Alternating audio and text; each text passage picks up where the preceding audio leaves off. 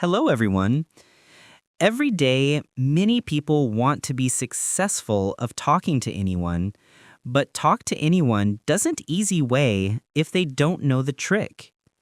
When I read the Leil Lowndes, I found the trick. Chapter 17.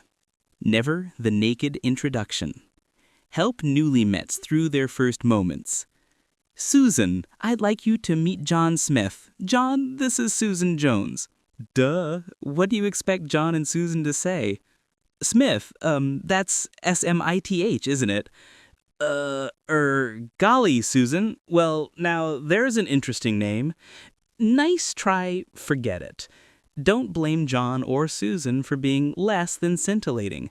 The fault lies with the person who introduced the two the way most people introduce their friends to each other, with naked names. They cast out a line with no bait for people to sink their teeth into. Big winners may not talk a lot, but conversation never dies unwillingly in their midst. They make sure of it with techniques like never the naked introduction. When introducing people, they buy an insurance policy on the conversation with a few simple add-ons. Susan, I'd like you to meet John. John has a wonderful boat we took a trip on last summer.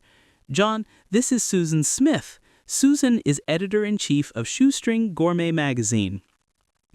Padding the introduction gives Susan the opportunity to ask what kind of boat John has or where the group went. It gives John an opening to discuss his love of writing, or of cooking, or of food. The conversation can then naturally expand to travel in general, life on boats, past holidays, favorite recipes, restaurants, budgets, diets, magazines, editorial policy, to infinity. Technique 17. Never the naked introduction. When introducing people, don't throw out an unbaited hook and stand there grinning like Big Clam, leaving the newly mets to flutter their fins and fish for a topic.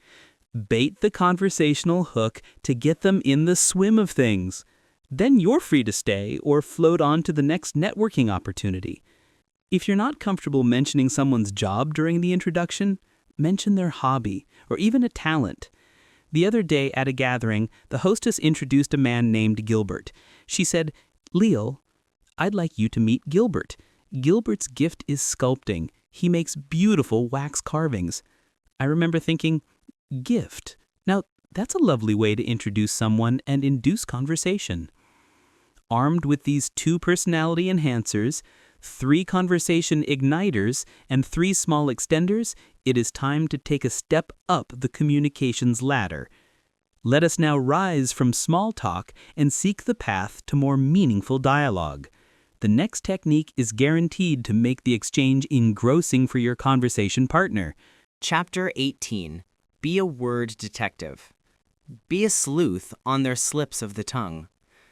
Even a well-intentioned husband who might ask his wife while making love, "Is it good for you too, honey?"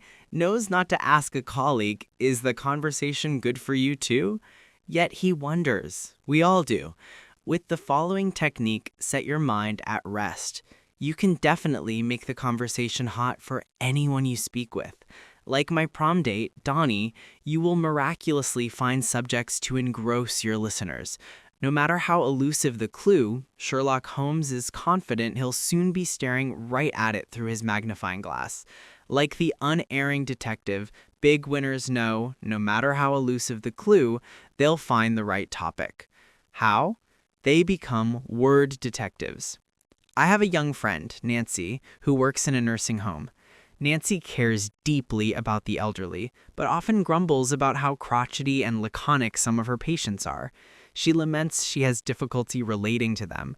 Nancy told me about one especially cantankerous old woman named Mrs. Otis, whom she could never get to open up to her.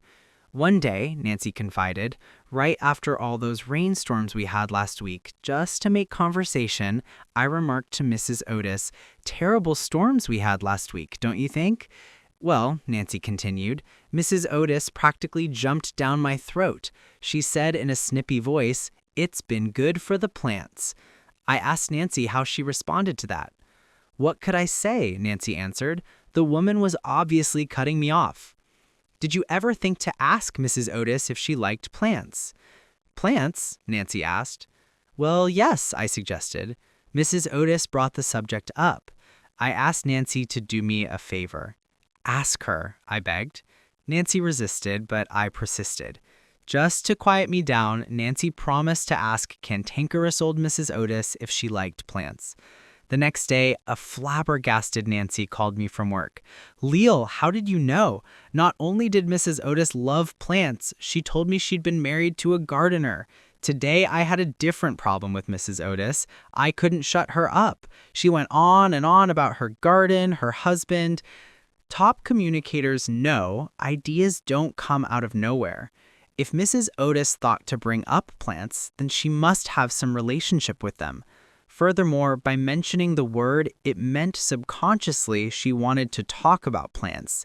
Suppose, for example, instead of responding to Nancy's comment about the rain with, "It's good for the plants," Mrs. Otis said, "Because of the rain, my dog couldn't go out." Nancy could then ask about her dog. Or suppose she grumbled, "It's bad for my arthritis." Can you guess what old Mrs. Otis wants to talk about now? When talking with anyone, keep your ears open and, like a good detective, listen for clues. Be on the lookout for any unusual references, any anomaly, deviation, digression, or invocation of another place, time, person. Ask about it because it's the clue to what your conversation partner would really enjoy discussing. If two people have something in common, when the shared interest comes up, they jump on it naturally. For example, if someone mentions playing squash, bird watching, or stamp collecting, and the listener shares that passion, he or she pipes up, "Oh, you're a squasher too," or birder or philatelist. Here's the trick. There's no need to be a squasher, birder, or philatelist to pipe up with enthusiasm. You can simply be a word detective. When you pick up on the reference as though it excites you too, it parlays you into conversation the stranger thrills to. The subject may put your feet to sleep, but that's another story. Technique 18. Be a word detective. Like a good gumshoe, listen to your conversation partner's every word for clues to his or her preferred topic. The evidence is bound to slip out. Then spring on that subject like a sleuth onto a slip of the tongue. Like Sherlock Holmes, you have the clue to the subject that's hot for the other person. Now that you've ignited stimulating conversation, let's explore a technique to keep it hot. Now, it end, guys. Thanks you for watching and listening.